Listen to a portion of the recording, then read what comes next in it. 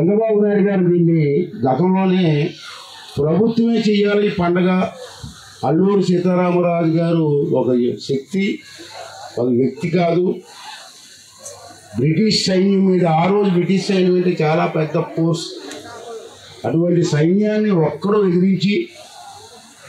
ఎదిరించడం కాకుండా మన్యం ప్రజల తాలూకు సహకారం తీసుకొని బ్రిటిష్ సామ్రాజ్యాన్ని గడగడలాడించిన వ్యక్తి అల్లూరి సీతారామరాజు గారు. అటువంటి వ్యక్తి గురించి వింటున్నప్పుడు మనందరికీ కూడా రోమాలు లెక్కపొడుస్తాయి. అరే, ఒక వ్యక్తి ఇంత పోరాటం చేశాడా, బ్రిటిష్ సైన్యంతో పోరాడా, అంత పెద్ద సైన్యాన్ని గడగడలాడించాడని చెప్పి అందరి మనసులో ఉంటుంది. అటువంటి వ్యక్తికి మనం బ్రతుకున్నంతకాలం కూడా నివాళులు అర్పించవలసిన అవసరం ఉందని చెప్పి మా అందరి భావన, మీ భావన కూడా. అయితే పండగ రోజు వచ్చి కూర్చొని మాట్లాడేసి వెళ్ళిపోవడం కాదు, దాన్ని ఏ విధంగా ప్లానింగ్ అమలు చేయాలని చెప్పి ఒకసారి ఆలోచించవలసిన అవసరం ఉంది.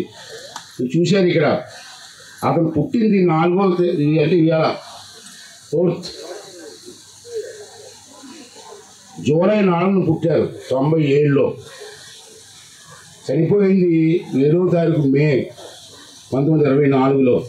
అంటే చనిపోయి 100 సంవత్సరాలు అయిపోయిందండి. 100 years అయింది అది చనిపోయి. అటువంటి మహానుభావాన్ని మన ముందు తరం చూశారు అదృష్టవంతులు. మనకంటే పెద్దల ముందు అతనితో కలిసి నడిచారు ఉద్యమంలో. మనం చూడలేదు, నేను కూడా చూడలేదు. నాకు 67 సంవత్సరాలు, చనిపోయి 100 సంవత్సరాలు అయింది అతను.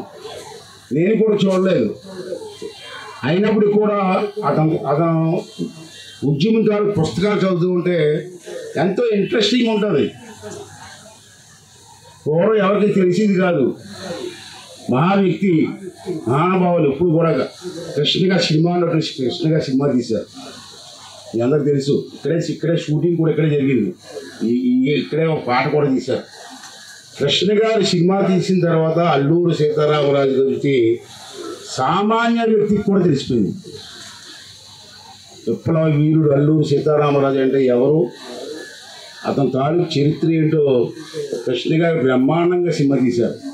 అప్పటి నుంచి కూడా అల్లూరి సీతారామరాజు గారి కేంద్ర ప్రభుత్వం కానీ రాష్ట్ర ప్రభుత్వం కానీ సహకరిస్తూ వస్తుంది.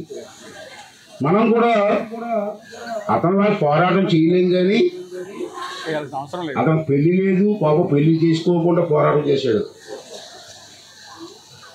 పెళ్ళి జరగాలి అతనికి. జరిగే మూమెంట్లో కూడా పోరాటం కోసం పెళ్లి కూడా చేసుకోవడం మానేశాడు. కుటుంబాన్ని వదిలేశాడు. తల్లి వస్తుంది ఒక పక్క. సినిమాలు చూశాను, నాకు సినిమా చూశాను. తల్లి వచ్చి, బాబు రారా, ఇంటికి రారా బాబు, పెళ్లి చేసుకోరా, నీకోసం ఒక అమ్మాయి రెడీగా ఉందరా బాబు చెప్తే, నాకు పెళ్లి కంటే ముఖ్యం దేశం తాలూకు స్వాతంత్రం చెప్పినట్టు మహావ్యక్తి ఎంతమంది చెప్తారండి ఈ రోజుల్లో. అంచేత అటువంటి వ్యక్తికి మనం అందరం కూడా నివాళులు అర్పించవలసిన అవసరం ఉంది. హైదరాబాద్లో మనం చూసాం, కాలేజీలో అమ్మాయిలు మత్తు మందుకు అలవాటు పడిపోయారు. అమ్మాయిలు డిగ్రీ చదువుకున్న అమ్మాయిలు, ఇంజనీరింగ్ చదువుకున్న అమ్మాయిలు ఇంజక్షన్ చేసుకుంటున్నారు. ఏమైపోతారు వాళ్ళు? ఆ కుటుంబాలు ఏమైపోతాయి? వాళ్ళ తల్లిదండ్రులు ఏమైపోతారు? మన కుర్రోళ్ళు, చిన్న కుర్రోళ్ళు ఈ రాత్రులు మీరు చెప్పాలి. మీరు అందరికీ తెలుసు, మీకు తెలియదా? మీరు అంటున్నప్పుడు మొదటి మీద కూర్చొని ఎంతమంది మందు కొడుతున్నారు రాత్రులు? రోడ్డు సైడ్ మధు మీద కూర్చొని మందు కొడుతుంటే రేపు తప్పురా అని చెప్పి ఎవరన్నా అనగలుగుతున్నావా? రోడ్డు మీ మొదలు కూర్చొని రోడ్ సైడ్ పబ్లిక్ తాగుతున్నారు, పబ్లిక్ గంగాయి తాగుతున్నారు. సార్ మీ ముందు కథగా మిమ్మల్ని అన్నాం కాదు, ఇక్కడ పబ్లిక్గా ప్రతి కాలేజీలో కూడా కుర్రలు గంగాయి కొడుతున్నారు.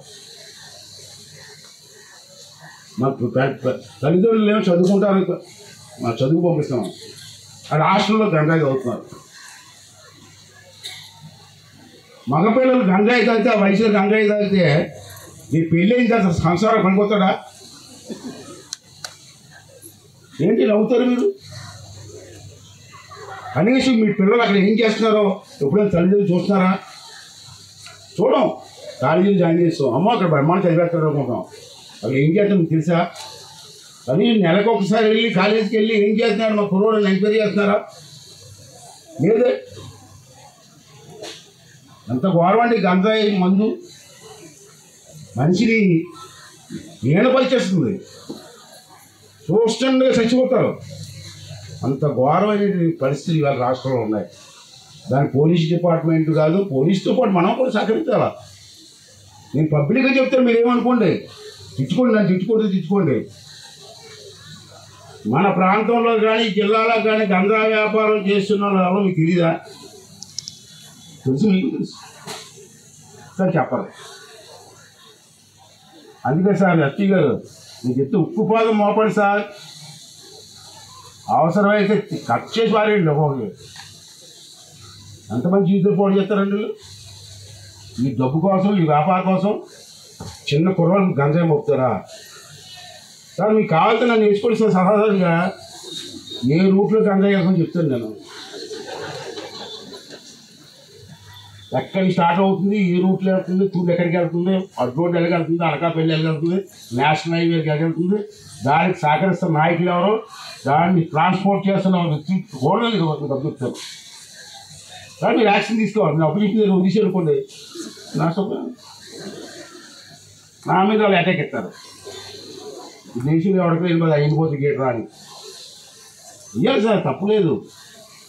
సమాజం కోసం, పిల్లల బ్రతుకు కోసం, పిల్లల తాలూకు ఆ తల్లిదండ్రులు ఎంత ఆశ పెట్టుకుంటారు, పిల్లలు పెద్దలు అవుతారని, కుటుంబాన్ని బాగు చేస్తారని.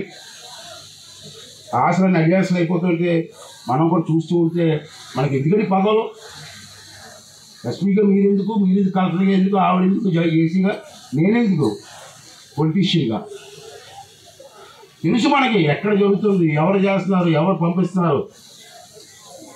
ఏమి సార్ నర్సీపట్నం ఇప్పుడు ఒకసారి ఇప్పుడు ఎలాగైతే ఇప్పుడు పోలీస్ స్టేషన్ దగ్గర, అక్కడ ఎక్సైజ్ స్టేషన్ దగ్గర ఆయన చూడండి ఎన్ని వెహికల్స్ ఉన్నాయి అక్కడ. ఒకదాని మీద ఒకటి పెట్టారు ఖాళీ లేకుండా, ఏదో డిజైన్ లాగా, సినిమా సెట్ లాగా. ఆ వెహికల్స్ ఎవరు చేయండి? ఆ వెహికల్స్ కొట్టుకున్నారు కదా, కేసు పెట్టారు కదా. ఆ డ్రైవర్ని లోపల పెట్టి ఇంట్రాక్ట్ చేస్తే ఎవరు పంపించండి లారీ తెలదా మీకు? ఆయన కొట్టుకొని లోపలే తొలితే వాస్తవాలు బయటికి రావా? ఇవన్నీ కూడా ఎక్కడో లింక్ మిస్ అవుతున్నాం. మనం చేసే డ్యూటీలో మిస్ అవుతున్నాం. ఇదే చాలా సీరియస్ ఇష్యూ సార్. పక్కనే లంబసింగ్ టూరిజంగా డెవలప్ అయితే లంబసింగి వచ్చిన వాళ్ళు అందరూ కూడా కృష్ణదేవి కూడా వస్తారు. ఎలాగ లంబసింగి వస్తారు, ఎక్కడి నుంచి హైదరాబాద్ నుంచి ఎక్కడి నుంచి వస్తారు. ఇక్కడికి వచ్చిన వాళ్ళు పక్కనే కృష్ణదేవిపేట ఉంది, అల్లూరు సీతారామరాజు సమాధులు ఉన్నాయండి, చూడడానికి వస్తారు. ఆ టూరిస్ట్ అంతా ఇక్కడికి వస్తే టూరిజంగా ప్లేస్ డెవలప్ అవుతుంది కదా. ఇది వ్యాపారం బాగుంటుంది కదా, వచ్చిన వాళ్ళు భోజనం చేస్తారు కదా, వచ్చిన వాళ్ళు టీ తాగుతారు కదా, వ్యాపారం ఇంప్రూవ్ అవుతుంది కదా. ఎప్పుడైతే ఇది టూరిజంగా డెవలప్ అయిందో మీ తాలూకు స్థలాల రేట్లు పెరుగుతాయి కదా, మీ భూముల తాలూకు రేట్లు పెరుగుతాయి కదా. ఇవన్నీ కూడా ఆలోచన చేయవలసిన అవసరం ఉంది. అందరూ కూడా పార్టిసిపేట్ చేయాలి. అల్లూరి సీతారామరాజు అభిమానులు మనందరం నెలకు ₹1 ఇచ్చినా ప్రభుత్వానికి ఏమవసరం మనం చేసుకోవచ్చు, అది చెయ్యం.